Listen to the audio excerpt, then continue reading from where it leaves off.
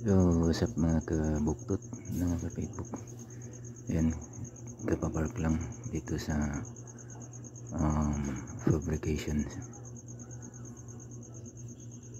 Ayan, kararating ko lang. At medyo successful din naman. Walang nangyayaring mga hindi ka nais-nais na mga kaganapan. Katulad nung second to the last kong pag-road test. So, ang nangyari noon is may mga certain adjustments. Kaya ito nilagyan ko ng mga add-on brackets nang sa ganun ay hindi siya mag-titanic kagaya ng second to the last. Sa bagay nung second to the last, dumaan na yun ng pangatlong beses na road test, pero hindi pa ito yung disenyo niya, iba yun. Ito yung pinakabago.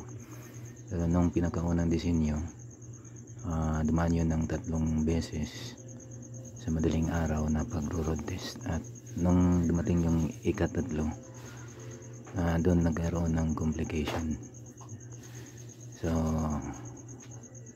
ito panghuli pero sa bagong version, at pangsimulang road test pa lang to.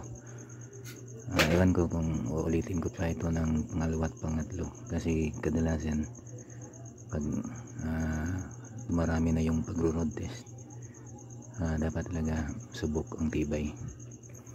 Biro may yung pinakauna 3 road test, so sa isang magkaibang araw, yung madaling araw. So yung pangatlo, sinabi ko, doon nagkaroon na ng complication. So dapat buong araw talagang subok na matibay talaga. So hindi ako welder, professional or master welder, anong tawag ko dyan.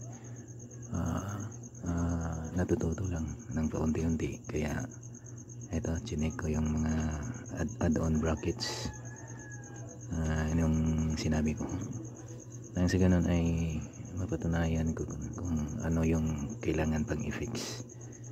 So ang dito lang, siguro hindi ko pa alam kung kailan ko ito ulit i-road test. Nasa plano ko sa umaga naman,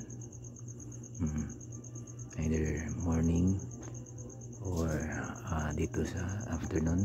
Siguro morning para hindi masyadong mainit, kasi bilang bikers or riders, motorsiklo or bike, ako kung papipiliin ako, mas malakas, mas mabilis yung takbo pag gabi. Iwan ko lang sa inyo mga riders, pero sa aking palagay talaga, mas mabilis yung takbo pag sa gabi kaysa sa umaga. Iwan ko lang, siguro dahil sa panahon at mainit yung panahon, di katulad ng gabi, cool, tapos dire-diretso yung daanan, yung ruta mo. So comment down kung kayo'y nagkaroon din ng ganoong uri ng experience. Alin ang mas magandang rides sa pabilisan, umaga, tanghali, gabi, or madaling araw?